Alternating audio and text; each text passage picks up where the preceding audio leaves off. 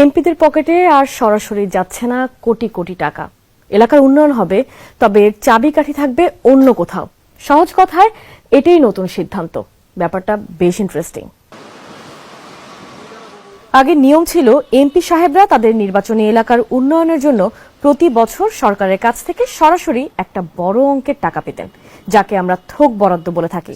পতিত আওয়ামী লীগ সরকারের সবশেষ বাজেটেও প্রত্যেক এমপি তাদের সংসদীয় এলাকার অবকাঠামো উন্নয়নে বছরে ৫ কোটি টাকা করে বরাদ্দ পেয়েছিলেন। ৩টি জেলার সহ ময়মনসিংহের কিছু অঞ্চল সিটি কর্পোরেশনভুক্ত সংসদীয় আসনের ২০ জন সংসদ সদস্য ছাড়া বাকি ২৮০ জন ৫ বছরে ২৫ কোটি টাকা পান। এর আগে ২০০৯ সালে আওয়ামী লীগ প্রথম সরকার গঠনের পর প্রত্যেক সংসদ সদস্য নিজ নিজ আসনের অবকাঠামো উন্নয়নে ৫ বছরে ১৫ কোটি টাকা করে পেয়েছিলেন। ২০১৪ ও ২০১৮ সালে বরাদ্দের পরিমাণ ছিল ২০ কোটি করে।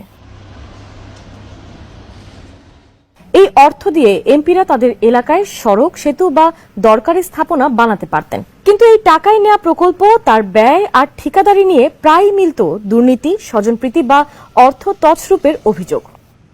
তবে এবারের অর্থ বছরে খেলা ঘুরে গেছে। নতুন নিয়ম অনুযায়ী সংসদ সদস্যরা কোনো টাকা নিজের তহবিলে পাবেন না। তারা শুধু কাগজে কলমে জানাতে পারবেন এলাকার উন্নয়নে কি দরকার, ব্যাস ওইটুকুই। তাহলে টাকা নিয়ন্ত্রণ করবে কে? এখন থেকে এসব বিষয়ে তদারকি করবে খোদ প্রধানমন্ত্রীর কার্যালয়। সেখানে তৈরি হয়েছে স্পেশাল সেল, যার নাম সংসদ সদস্যের প্রতিশ্রুতি ও প্রত্যাশিত কর্মসূচি বাস্তবায়ন সেল। এর দায়িত্বে থাকবেন প্রধানমন্ত্রীর অর্থ ও পরিকল্পনা বিষয়ক উপদেষ্টা রাশেদ আল মাহমুদ তিতুমির। তার অবর্তমানে দায়িত্ব সামলাবেন প্রধানমন্ত্রীর মুখ্য সচিব। নতুন নিয়মে বরাদ্দ যেভাবে মিলবে, এমপি লিখিত প্রস্তাব দেবেন, এরপর যাচাই বাছাই করবে প্রধানমন্ত্রীর কার্যালয়ের স্পেশাল সেল। এরপর অনুমোদন পেলে তা পাঠানো হবে সংশ্লিষ্ট মন্ত্রণালয়। উদ্যোগ বাস্তবায়ন হবে মন্ত্রণালয়ের প্রকল্পের আওতায়। তবে প্রকল্প নেওয়ার আগে কিছু কঠিন পরীক্ষায় টিকতে হবে এমপিদের।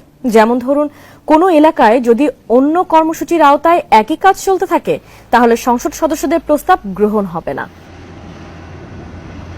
বরাদ্দ পেলে কি আসলেই গরিব মানুষের লাভ হবে, কর্মসংস্থান বাড়বে? এসব প্রশ্নের যথার্থ উত্তর দিতে হবে।